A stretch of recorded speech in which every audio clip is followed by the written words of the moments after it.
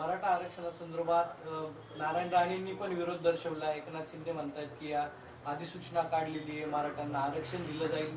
आम्हाला या सध्या कोणत्या वादात पडायचं नाहीये.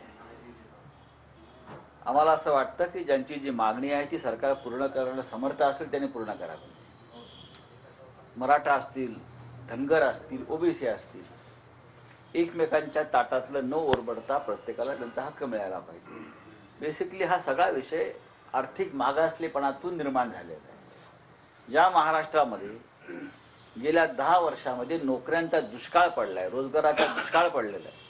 त्यातून निर्माण झालेला विषय. याचं कारण सरकारची धोरणं, राज्य सरकार आणि केंद्र सरकार. मुंबईसह महाराष्ट्रातला उद्योग ज्या पद्धतीनं बाहेर नेला जातोय रोजगार, त्यातून निर्माण झालेला प्रश्न आहे. महाराष्ट्रातल्या शेतकऱ्याला अन्याय सहन करावा लागतो, त्यातून निर्माण झालेला प्रश्न आहे. त्याच्यामुळे हा अत्यंत संयमानं घ्यायचा, हा राजकारणाचा विषय नाही आणि आम्ही ते राजकारण करू इच्छितो. नारायण राणेंनी विरोध केलाय ना, की पण त्यांना विचारा ना. पण राऊत सर, याच्यातून मराठा विरुद्ध ओबीसी असा वाद निर्माण होतो किंवा जाणीवपूर्वक? नाही, हा वाद जाणीवपूर्वक निर्माण केला जातोय. भारतीय जनता पक्ष हा वाद निर्माण करतोय. हे सगळे जे आता सत्तेमध्ये आहेत, तुम्ही मराठ्यांच्या बाजूने बोलायचा, मी ओबीसींच्या बाजूने बोलायचं, आणि सगळे एकच आहे. खरं म्हणजे मंत्रिमंडळामध्ये अशा प्रकारचे मतभेद स्पष्ट दिसत आहेत. मुख्यमंत्री एक भूमिका घेत आहेत, त्यांचे मंत्री वेगळी भूमिका घेत आहेत, भुजबळ वेगळी भूमिका घेत आहेत, देवेंद्र फडणवीस वेगळी भूमिका घेत आहेत. हे त्यांच्या कॅबिनेटमधलं ज्या पद्धतीचं वातावरण आहे, खरं म्हणजे मुख्यमंत्र्यांची भूमिका ही संपूर्ण सरकारची भूमिका असते.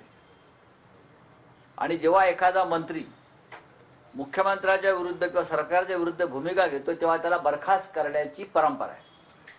ताबडतोब राज्यपालांना शिफारस केली जाते आणि त्याला बरखास्त केलं जातं. जर मुख्यमंत्र्यांना या भूमिका मान्य नसतील, त्यांनी जे मंत्री आहेत 2 किंवा 3, त्यांच्या बरखास्तीची शिफारस ताबडतोब राज्यपालांना केली पाहिजे. याचा अर्थ तुमची मिलीभगत आहे, तुम्ही ठरवून करता.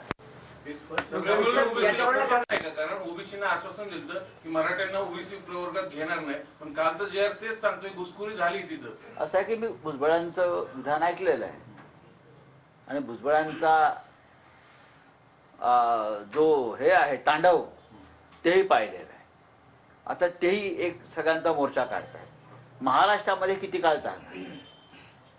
महाराष्ट्र असं अशांत आणि अस्थिर करून या सरकारला काय साध्य करायचं? केंद्राला मुळात अशा प्रकारचा निर्णय घेण्याचा अधिकार महाराष्ट्र सरकारला नाही.